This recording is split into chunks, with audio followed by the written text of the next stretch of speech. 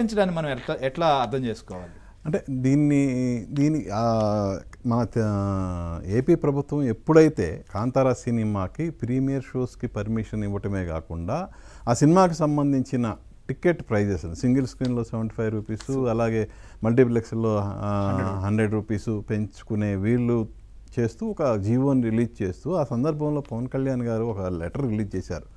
Cinema అనేది దానికి భాషాతీతం అసలు. సో కళని కళగానే చూడాలి కాబట్టి మీరు అక్కడ వాళ్ళు ఏదో మన సినిమాలను అడ్డుకున్నారని మనం ఇక్కడ అడ్డుకోవటం అనేది సంస్కారం అనిపించుకోదు కాబట్టి మీరు సినిమాని సినిమాగా చూడండి అని చెప్పి ఆయన పెద్ద మనసుతో ఈ సినిమాకు సంబంధించి హైక్ ఇవ్వటము అలాగే జీవో రిలీజ్ చేయటం జరిగింది.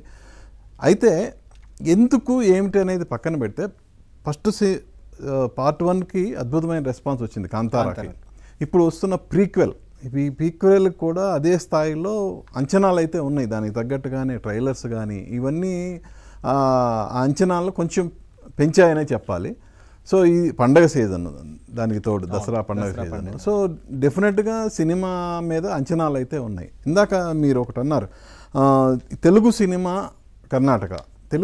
కర్ణాటక అనేది తీసుకుంటే అసలు యాక్చువల్గా మన స్వర్ణోత్సవం నుంచే తెలుగు సినిమాకి కర్ణాటకలోని బెంగళూరు కానీ, మైసూరు కానీ, హుబ్లీ కానీ, బళ్ళారి కానీ ఈ స్టేట్స్లో తెలుగు సినిమాలకి అద్భుతమైన స్పందన లభించేది. పర్టికులర్గా మన స్టార్స్ ఎన్టీఆర్ కానీ, ఏఎన్ఆర్ కానీ, కృష్ణ, సోన్ బాబు సినిమాలు ఆ కేంద్రాల్లో మనం ఇక్కడ ఎలాగైతే రిలీజ్ అవుతున్నాయో డైరెక్ట్గా అక్కడ కూడా రిలీజ్ అయ్యాయి. అక్కడ పర్టికులర్గా ఎన్టీఆర్ గారి సినిమాలు అయితే కొన్ని సిల్వర్ జూబ్లీలు అనేవి, అలాగే 1 year ప్రదర్శితమైన సందర్భాలు కూడా ఉన్నాయి ఎన్టీఆర్ కానీ, ఏఎన్ఆర్ కానీ సినిమాలన్నీ. సో అంటే తెలుగు సినిమాలకి అంత ఆదరణ అనేది కర్ణాటకలో ఉంటుంది.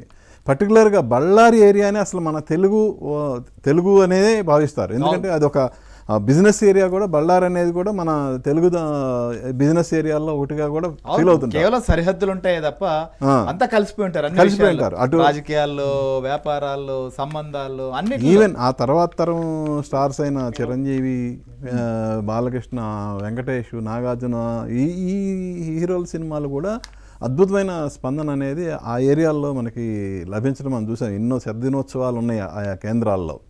అయితే 1956లో ఎప్పుడైతే కర్ణాటక భాషా ప్రయుక్త రాష్ట్రంగా ఏర్పడిందో అప్పుడు కన్నడ సినిమాని ప్రోత్సహించాలని అప్పటి ప్రభుత్వాలు ఏం చేసినాయి అంటే కొన్ని హిట్ సినిమాలకి ఒక ట్యాక్స్ రాయితీ అనేది ఇస్తుంది. ఒక 2-3 weeks తర్వాత ఇస్తూ వచ్చింది. దాంతో ఆ 2-3 weeks తర్వాత సినిమాలకు అద్భుతమైన స్పందన, టికెట్ రేట్లు తగ్గడంతో వాళ్ళ కన్నడ భాషా సినిమాలు కూడా వాళ్ళకు కూడా ఆదరణ అనేది లభిస్తూ వచ్చింది. అయితే 1970sకి వచ్చేసరికి కొంత చేంజ్ వచ్చింది. వాళ్ళు ఏం చేశారంటే 1970sలో కన్నడ సినిమాలని మనం ఎందుకు ప్రోత్సహించకూడదని కన్నడ రాజ్యోత్సవ దినం అని November 1 కన్నడ రాజ్యోత్సవ దినం. సో ఆ November 1 నుంచి ఒక 1 week ఎట్టి పరిస్థితుల్లో కర్ణాటకలో ఉన్న థియేటర్స్ అన్నిటిలో కన్నడ సినిమాలను మాత్రమే ప్రదర్శించాలి అనే ఒక జీవో తీసుకొచ్చారు. అయితే ఇక్కడ ఒక చిన్న సంఘటన కూడా మనం చెప్పుకోవాలి. యాక్చువల్గా ఎన్టీఆర్ సినిమా అప్పట్లో ఒక సినిమా రిలీజ్ అయింది. November 1వ తారీఖు కదా. సో October 30 రిలీజ్ అయింది. October 30 రిలీజ్ అయిన తర్వాత 1వ తారీఖు సినిమా తీసేయాలి థియేటర్లోంచి. అక్కడ ఫ్యాన్స్ గొడవ చేయడంతో తప్పని పరిస్థితి ఈ సినిమాని కంటిన్యూ చేసి ఓన్లీ మార్నింగ్ షో మాత్రమే కన్నడ సినిమాలు వేశారు. అది గమనించిన ప్రభుత్వం ఏం చేసిందంటే స్ట్రిక్ట్గా ఇక మీదట ఎన్ని వచ్చినా కూడా ఎట్టి పరిస్థితుల్లో కన్నడ సినిమాలనే ప్రదర్శించాలి ఆ వారం రోజుల పాటు అని వాళ్ళు గట్టి నిర్ణయం తీసుకున్నారు. సో అది గమనించి మన వాళ్ళు కూడా ఏం చేశారంటే మన స్టార్స్ సినిమాలు కానీ అక్కడ డిస్ట్రిబ్యూటర్లు, ఎగ్జిబిటర్లు, దర్శక నిర్మాతలు అందరూ ఆ 1 week ఆ 1 weekలో మాత్రం ఎట్టి పరిస్థితుల్లో సినిమాలను అక్కడ మనం రిలీజ్ చేయకుండా దానికి తగ్గట్టుగానే రిలీజ్ డేట్ని మార్చుకొని రిలీజ్ చేస్తూ వచ్చారనమాట. సో అంతే దానివల్ల వైడ్ అక్కడ ప్రభుత్వానికి ఇబ్బంది ఉండదు, వాళ్ళ యొక్క మనోభావాలకి ఇబ్బంది ఉండదు.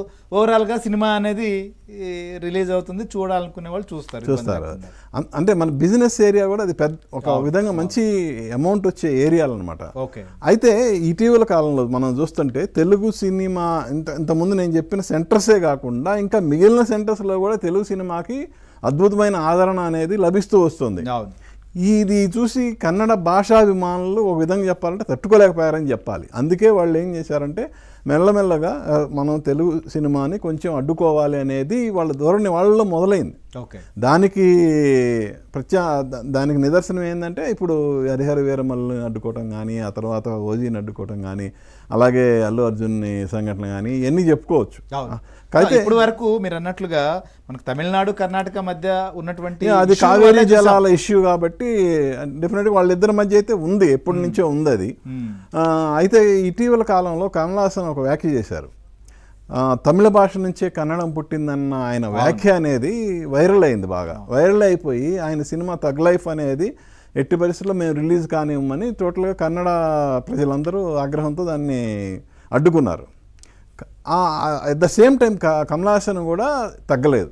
జనరల్గా వేరే ఎవరైనా ఉంటే ఎందుకు వచ్చిందిలే అని సారీ చెప్తే ఒక పని అయిపోద్ది కదా అనుకుంటారు.